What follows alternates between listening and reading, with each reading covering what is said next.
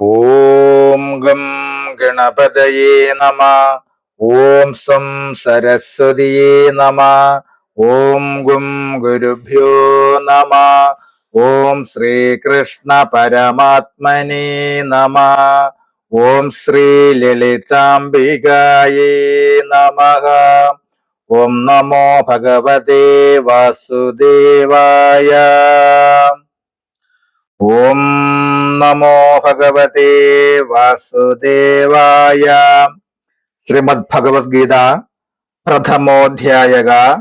അർജുന വിഷാദയോഗ. ധൃതരാഷ്ട്ര ഉവാച ധർമ്മക്ഷേത്രേ കുരുക്ഷേത്രേ സമവേദായുയുത്സവഃ മാമകാ പാണ്ഡവാശ്ചൈവ കിമകുർവത സഞ്ജയ. ധർമ്മക്ഷേത്രേ കുരുക്ഷേത്രേ സമവേദായുയുത്സവഃ മാമകാ പാണ്ഡവാശ്ചൈവ കിമകുർവത സഞ്ജയ. നമസ്തേ. ശ്രീമദ് ഭഗവത്ഗീതയിലെ 1-ാം അധ്യായമായ അർജുന വിഷാദയോഗത്തിലെ 1-ാം ശ്ലോകം. അല്ലയോ സഞ്ജയ, ധർമ്മം ജയിക്കുന്ന സ്ഥലമായ കുരുക്ഷേത്രമെന്ന സ്ഥലത്ത് യുദ്ധത്തിനായി ഒന്നിച്ചു വന്നു ചേർന്ന എന്റെ പുത്രന്മാരും പാണ്ഡുവിന്റെ പുത്രന്മാരും എന്ത് ചെയ്തു? ധൃതരാഷ്ട്രർ സഞ്ജയനോട് ചോദിക്കുകയാണ്, അല്ലയോ സഞ്ജയ, ധർമ്മം ജയിക്കുന്ന സ്ഥലമായ കുരുക്ഷേത്രമെന്ന സ്ഥലത്ത് യുദ്ധത്തിനായി ഒന്നിച്ചു വന്നു ചേർന്ന എന്റെ പുത്രന്മാരും പാണ്ഡുവിന്റെ പുത്രന്മാരും എന്ത് ചെയ്തു?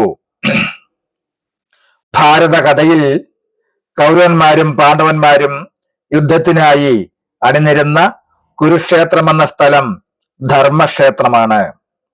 ധർമ്മം എവിടെയുണ്ടോ അവിടെ വിജയമുണ്ട്. അങ്ങനെയുള്ള ധർമ്മക്ഷേത്രമായ കുരുക്ഷേത്രത്തിൽ വെച്ച് നടക്കുന്ന യുദ്ധത്തിൽ ധർമ്മം ജയിക്കുമെന്ന് വേദവ്യാസനും സഞ്ജയനും ധൃതരാഷ്ട്രർക്ക് ബോധ്യപ്പെടുത്തി കൊടുക്കുന്നു. ധർമ്മത്തിനെ വിജയമുള്ളൂവെന്നും ധൃതരാഷ്ട്രർക്കറിയാം. അപ്രകാരം ധർമ്മം നിർണയിക്കാനുള്ള സ്ഥലമാകയാൽ കുരുക്ഷേത്രത്തിന് ധർമ്മക്ഷേത്രമെന്ന വിശേഷണം ഉണ്ടായി. പ്രപഞ്ചത്തെ ധരിക്കുന്നത് ധർമ്മം എന്നാണ് ധർമ്മത്തിനുള്ള നിർവചനം. അപ്പോൾ പ്രപഞ്ചത്തെ ധരിക്കുന്നത് പരബ്രഹ്മമാണെന്ന് വേദാന്ത ശാസ്ത്രം പറയുന്നു. അങ്ങനെ പരബ്രഹ്മത്തോടടുക്കാൻ സഹായിക്കുക എന്നതൊക്കെ ധർമ്മം എന്ന് അറിയപ്പെടുന്നു. അതായത് പരബ്രഹ്മത്തോടടുക്കാൻ സഹായിയാവുന്നതൊക്കെ ധർമ്മമെന്ന് അറിയപ്പെടുന്നു. ഇങ്ങനെയുള്ള പരമസത്യത്തിൽ നിന്നും വ്യതിചലിക്കുന്നതൊക്കെ അധർമ്മവും ആകുന്നു. ഇതുതന്നെയാണ് ഗീതയിലെ ധർമാധർമ്മ വിവേചനം. പ്രപഞ്ചം കർമ്മക്ഷേത്രമാണ്, മാത്രമല്ല കർമാശ്രയവുമാണ്.